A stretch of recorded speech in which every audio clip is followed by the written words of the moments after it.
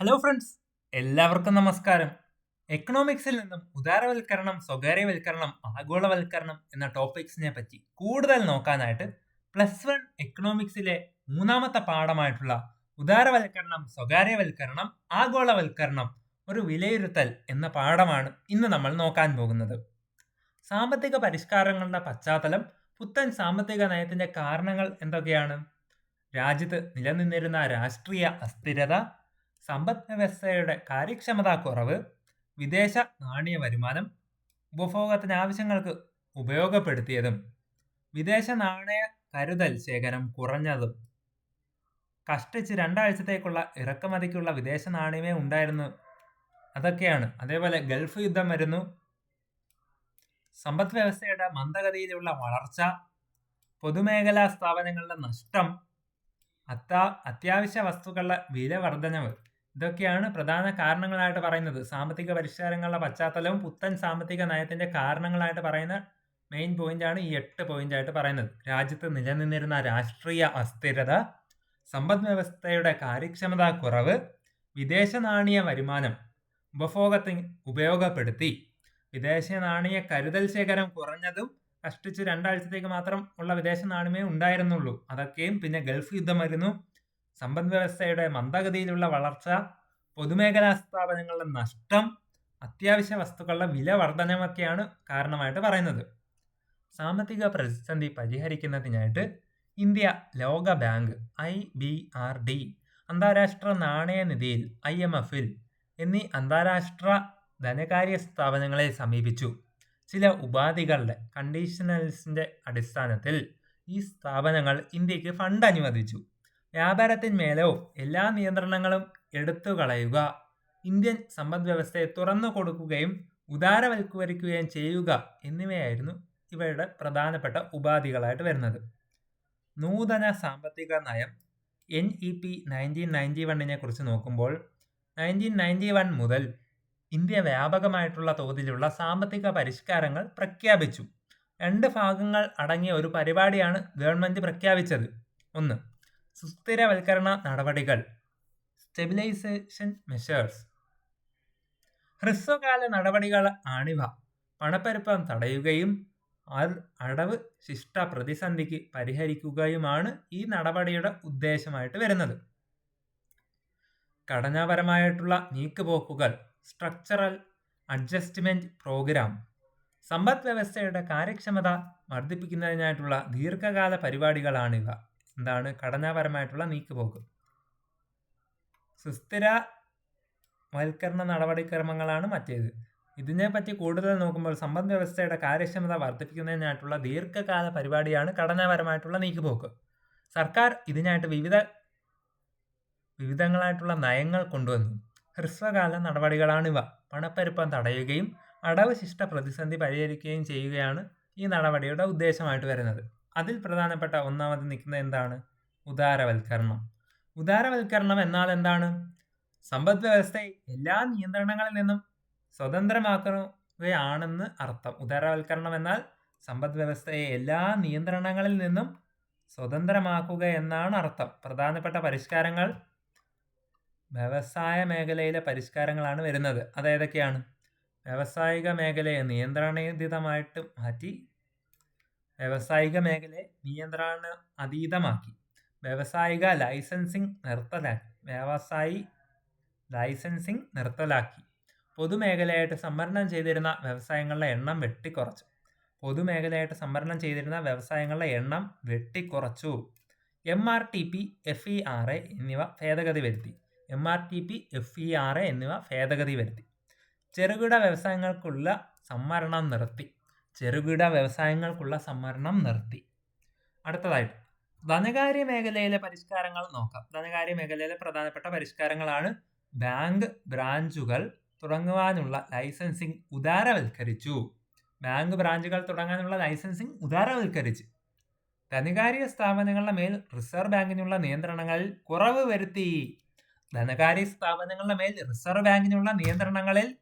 വരുത്തി. വിദേശ ബാങ്കുകളെയും പുതുതലമുറ ബാങ്കുകളെയും അനുവദിച്ചു. CRR, SLR എന്നിവ കുറച്ചു. CRR, SLR എന്നിവ കുറച്ചു. ഇൻഷുറൻസ് മേഖല സ്വകാര്യവൽക്കരിച്ചു. ഇൻഷുറൻസ് മേഖലയെ സ്വകാര്യവൽക്കരിച്ചു. മൂലധന കമ്പോളം ഉദാരവൽക്കരിച്ചു. മൂലധന കമ്പോളത്തെ എന്തോ ചെയ്തു? ഉദാരവൽക്കരിച്ചു. ഇനി പ്രധാനപ്പെട്ട നികുതി പരിഷ്കാരങ്ങളെക്കുറിച്ച് നോക്കാം. ആദായ നികുതി, കോർപ്പറേറ്റ് നികുതി, എക്സൈസ് നികുതി, കസ്റ്റംസ് നികുതി എന്നിവ കുറച്ചു. 2017 GST ആരംഭിച്ചത്. ആദായ നികുതി, കോർപ്പറേറ്റ് നികുതി, എക്സൈസ് നികുതി, കസ്റ്റംസ് നികുതി എന്നിവ കുറച്ചു. 2017 GST നിലവിൽ വന്നത്. വിദേശ വിനിമയ കമ്പോള പരിഷ്കാരങ്ങൾ അതേതൊക്കെയാണ്? സർക്കാർ രൂപയുടെ മൂല്യം കുറച്ചു. അതിൻ്റെ പ്രധാനപ്പെട്ട കുഴപ്പങ്ങളായിട്ട് വരുന്നത് സുസ്ഥിര വിനിമയത്തിന് ഫിക്സഡ് എക്സ്ചേഞ്ച് റേറ്റ് പകരം ഫ്ലെക്സിബിൾ വിനിമയ നിരക്ക് നിലവിൽ വന്നു. ഫിക്സഡ് എക്സ്ചേഞ്ച് റേറ്റിന് പകരം എന്താണ് വന്നത്? ഫ്ലെക്സിബിൾ വിനിമയ നിരക്ക്. വ്യാപാര നിക്ഷേപ നയ പരിഷ്കാരങ്ങളെക്കുറിച്ചും കൂടെ നോക്കാം. വ്യാപാര നിക്ഷേപ നയ പരിഷ്കാരങ്ങൾ. ഇറക്കുമതിയുടെ പരിണാത്മക അളവ്, അതായത് കോട്ട നിയന്ത്രണം എടുത്തു കളഞ്ഞു. പിന്നെ പോയിന്റായിട്ട് വരുന്നത് ഇറക്കുമതി ഉദാരവൽക്കരിച്ചു, താരിഫ് നിരക്ക് കുറച്ചു, കയറ്റുമതി നികുതി നിർത്തലാക്കി. ഇനി സ്വകാര്യവൽക്കരണത്തെക്കുറിച്ച് നമുക്ക് ഡീറ്റെയിൽ ആയിട്ട് നോക്കുമ്പോൾ, സർക്കാർ വക സ്ഥാപനങ്ങളുടെ ഉടമസ്ഥത സ്വകാര്യ കമ്പനിക്ക് നൽകുന്നതിനെയാണ് സ്വകാര്യവൽക്കരണം എന്ന് പറയുന്നത്. 2 രീതിയിലാണ് ഇന്ത്യയിൽ സ്വകാര്യവൽക്കരണം നടപ്പിലാക്കുന്നത്. എന്താണ് ഡെഫിനിഷൻ? സർക്കാർ വക സ്ഥാപനങ്ങളുടെ ഉടമസ്ഥത സ്വകാര്യ കമ്പനികൾക്ക് നൽകുന്നതിനെയാണ് സ്വകാര്യവൽക്കരണം എന്ന് പറയുന്നത്. 2 രീതിയിലുണ്ട്. പൊതുമേഖലാ സ്ഥാപനങ്ങളുടെ ഉടമസ്ഥതയിൽ നിന്നും സർക്കാർ പിൻവാങ്ങുക, അല്ലെങ്കിൽ രണ്ടാമത്തത് പൊതുമേഖലാ സ്ഥാപനങ്ങളുടെ ഓഹരികൾ സ്വകാര്യ മേഖലയ്ക്ക് വിറ്റഴിക്കുക. Disinvestment policy. നിക്ഷേപ മോചനത്തിന്റെ ലക്ഷ്യങ്ങൾ നോക്കാം. നിക്ഷേപ മോചനത്തിന്റെ ലക്ഷ്യങ്ങൾ: പൊതുമേഖലാ സ്ഥാപനങ്ങളുടെ മാനേജ്മെന്റ് മെച്ചപ്പെടുത്തുക, പൊതുമേഖലാ സ്ഥാപനങ്ങളുടെ ധനസ്ഥിതി മെച്ചപ്പെടുത്തുക, വിപണിയിൽ നിന്നും ധനവിഭാഗങ്ങൾ ശേഖരിക്കാൻ കമ്പനികൾക്കുള്ള ശേഷി വർദ്ധിപ്പിക്കുക, ഗവൺമെന്റിന്റെ വരുമാനം വർദ്ധിപ്പിക്കുക, FDIയെ പറ്റി പ്രോത്സാഹിപ്പിക്കുക. ഇനി FDI എന്താണ്? ഫോറിൻ ഡയറക്റ്റ് ഇൻവെസ്റ്റ്മെന്റ് പ്രോത്സാഹിപ്പിക്കുക. നമുക്കൊന്നുകൂടെ നോക്കാം. നിക്ഷേപത്തിന്റെ ലക്ഷ്യങ്ങൾ എന്തൊക്കെയാണ്? പൊതുമേഖലാ സ്ഥാപനങ്ങളുടെ മാനേജ്മെന്റ് മെച്ചപ്പെടുത്തുക, പൊതുമേഖലാ സ്ഥാപനങ്ങളുടെ ധനസ്ഥിതി മെച്ചപ്പെടുത്തുക, വിപണിയിൽ നിന്നും ധനവിഭാഗങ്ങൾ ശേഖരിക്കാനുള്ള കമ്പനികൾക്കുള്ള ശേഷി വർദ്ധിപ്പിക്കുക, ഗവൺമെന്റിന്റെ വരുമാനം വർദ്ധിപ്പിക്കുക, FDIയെ പ്രോത്സാഹിപ്പിക്കുക. നൂതന സാമ്പത്തിക നയത്തിന്റെ ഭാഗമായിട്ട് ലാഭകരമായിട്ട് പ്രവർത്തിക്കുന്ന പൊതുമേഖലാ സ്ഥാപനങ്ങൾ ഓട്ടോണമി പദവി നൽകിയുള്ള നവരത്നാസ്, മിനി രത്നാസ് എന്നിങ്ങനെ തരംതിരിച്ചു. നവരത്ന, മിനി രത്ന എന്ന് തരംതിരിച്ചു. ഉദാഹരണത്തിന് IOC, HDCL, BPCL, ONGC, SAIL മുതലായ നവരത്നങ്ങളിലെ പ്രധാനപ്പെട്ട സ്ഥാപനങ്ങളാണ്. നവരത്ന, മിനി രത്ന എന്ന പ്രധാനപ്പെട്ട സ്ഥാപനങ്ങളെ തരംതിരിച്ചു. അതിന് ഉദാഹരണമാണ് പറഞ്ഞ IOC, HDCL, BPCL, ONGC, SAIL. ആഗോളവൽക്കരണത്തെക്കുറിച്ച് നോക്കാം. ലോകത്തിലെ രാജ്യങ്ങളുടെ ഏകീകരണമാണ് ആഗോളവൽക്കരണം എന്ന് പറയുന്നത്. ലോകത്തിലെ രാജ്യങ്ങളുടെ ഏകീകരണത്തെയാണ് നമ്മൾ ആഗോളവൽക്കരണം എന്ന് പറയുന്നത്.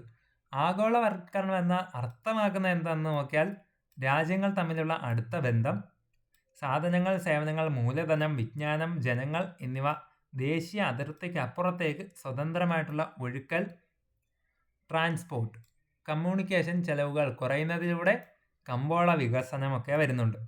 പുറം വാങ്ങൽ അഥവാ പുറം കരാർ നൽകുക, ഔട്ട്സോഴ്സിംഗ് എന്താണെന്ന് നോക്കാം.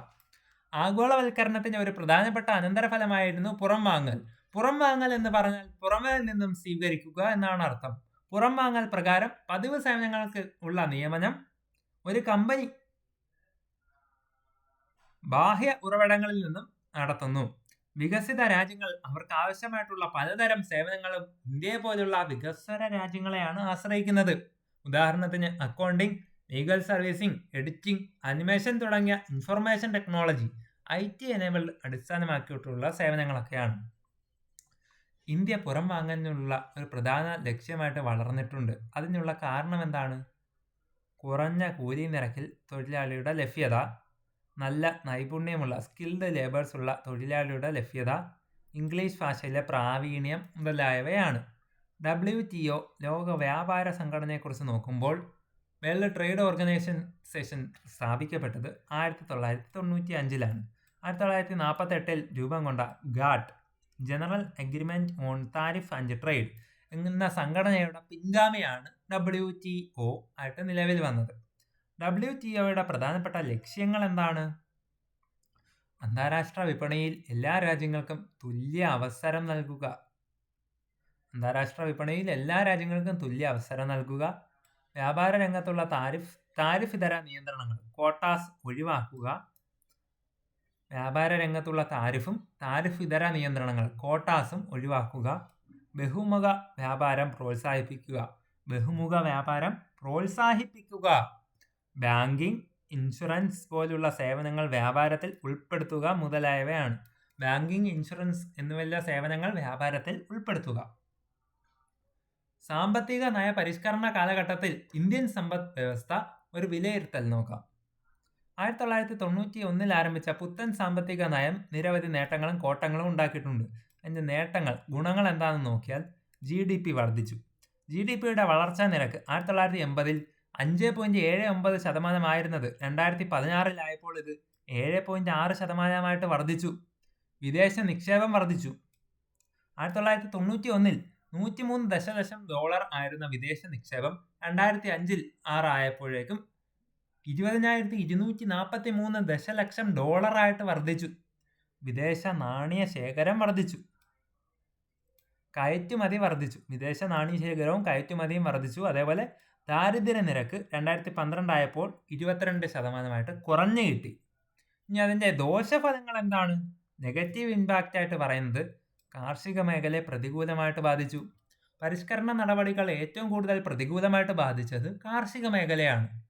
വെറും 3% വളർച്ചാ നിരക്ക് മാത്രമാണ് കൃഷിക്കുണ്ടായത്. ഇതിനുള്ള പ്രധാനപ്പെട്ട കാരണങ്ങളായിട്ട് താഴെ പറയുന്നത് കാർഷിക സബ്സിഡികൾ കുറവ് വരുത്തി, കാർഷിക ഉൽപ്പാദന ചെലവിലുള്ള വർധനവൊക്കെയാണ്. അതേപോലെ കാർഷിക ഉൽപ്പന്നങ്ങളുടെ വിലക്കുറവും സർക്കാർ നിക്ഷേപത്തിൻ്റെ കുറവ്, ഭക്ഷ്യവിളകളേക്കാൾ നാണ്യവിളകൾ കൂടുതൽ കയറ്റുമതി ചെയ്തു. ഇത് ഭക്ഷ്യ പ്രതിസന്ധി സൃഷ്ടിച്ചു. ഇതൊക്കെയാണ് കാരണമായിട്ട് പറയുന്നത്. വ്യാവസായിക മേഖലയെ പ്രതികൂലമായിട്ട് ബാധിച്ചു. ഇതിനുള്ള പ്രധാന കാരണം എന്താണ്? വില കുറഞ്ഞ ഇറക്കുമതി, ആധുനിക സാങ്കേതിക വിദ്യയുടെ അഭാവം, വിദേശ ഉൽപ്പന്നങ്ങളുടെ മത്സരം, അടിസ്ഥാന സൗകര്യ മേഖലയിലെ നിക്ഷേപത്തിൻ്റെ കുറവ്.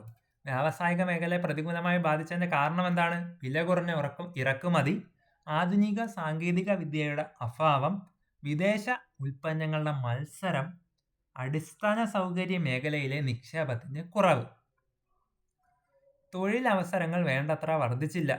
പരിഷ്കരണ കാലഘട്ടത്തിൽ GDP വർദ്ധിച്ചെങ്കിലും തൊഴിലവസരങ്ങൾ വർദ്ധിച്ചില്ല.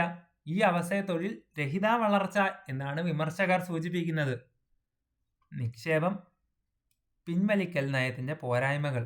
നിക്ഷേപം പിൻവലിക്കൽ നയത്തിൻ്റെ ഭാഗമായി പലപ്പോഴും വളരെ ലാഭകരമായിട്ട് ഓടിക്കൊണ്ടിരുന്ന പല പൊതുമേഖലാ സ്ഥാപനങ്ങളും വളരെ വില കുറച്ചാണ് വിറ്റഴിച്ചത്.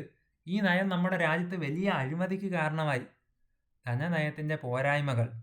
നികുതി പരിഷ്കാരം കൊണ്ട് സർക്കാരിന് വേണ്ടത്ര വരുമാനം വർദ്ധിപ്പിക്കുവാൻ കഴിഞ്ഞില്ല. സാമൂഹ്യ നീതിയുടെയും ക്ഷേമത്തിൻ്റെയും കുറവ് വരുന്നുണ്ട്. ധനനയത്തിൻ്റെ പോരായ്മകൾ, അതേപോലെ സാമൂഹ്യ നീതിയുടെയും ക്ഷേമത്തിൻ്റെയും കുറവൊക്കെയും വരുന്നുണ്ട്. സോ ഫ്രണ്ട്സ്, ഇതോടുകൂടി +1 എക്കണോമിക്സിലെ 3ാമത്തെ പാഠമായിട്ടുള്ള ഉദാരവൽക്കരണം, സ്വകാര്യവൽക്കരണം, ആഗോളവൽക്കരണം, ഒരു വിലയിരുത്തൽ എന്ന ഈ ഒരു പാഠത്തിന് ചെറിയൊരു ഔട്ട്ലൈനാണ് ഞാൻ ഇതിലൂടെ തന്നത്. നിങ്ങൾക്ക് ഈ വീഡിയോ ഇഷ്ടപ്പെട്ടെങ്കിൽ ലൈക്ക് ചെയ്യാനും നിങ്ങളുടെ ഫ്രണ്ട്സിനൊക്കെ ഷെയർ ചെയ്ത് കൊടുക്കുവാനും നിങ്ങളുടെ അഭിപ്രായങ്ങളും നിർദ്ദേശങ്ങളും ഇനി വേണ്ടുന്ന ടോപ്പിക്സും ഒക്കെ എന്നെ കമൻ്റായിട്ട് രേഖപ്പെടുത്തി അറിയിക്കാനും മറക്കരുതേ.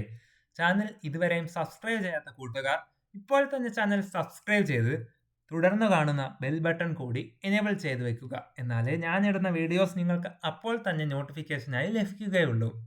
കൂടുതൽ വീഡിയോസ് ഉടൻ തന്നെ വരുന്നതാണ്. ഏവർക്കും നന്ദി, നമസ്കാരം.